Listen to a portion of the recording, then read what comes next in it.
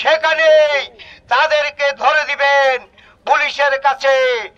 মির্জা আব্বাসের নির্দেশ, আপনারা এই ৮ আসনের মাটি ও মানুষের নেতা, সাবেক মন্ত্রী, সাবেক মেয়র, স্থায়ী কমিটির সদস্য, বীর মুক্তিযোদ্ধা মির্জা আব্বাস জননেতা, আপনাদের রমনাবাসীর পাশে সবসময় ছিলেন, এখনো থাকবে।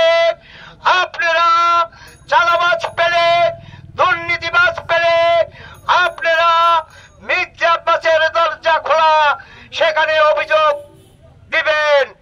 সাথী বন্ধুগণ, আরেকটি কথা বলে, ইতিপূর্বে আপনারা জেনেছেন কয়েকটি ইউটিউব বিদেশে বসে ওই মির্জা আব্বাসের বিরুদ্ধে ষড়যন্ত্র করে যাচ্ছে। আপনারা এই রমনা থানার এলাকার সকল নেতা কর্মীর পক্ষ থেকে আমরা হুঁশিয়ার করে দিতে চাই, ওই ইউটিউবের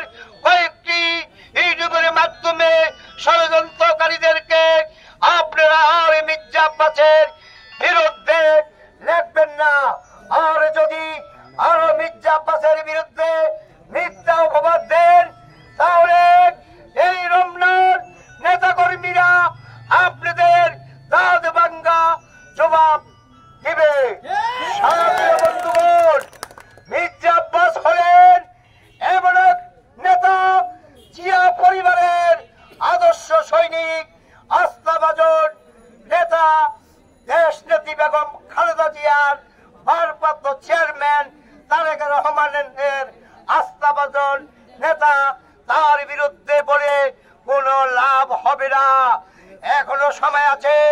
আপনারা এই মিথ্যা অপবাদ, অপপ্রচার বন্ধ করে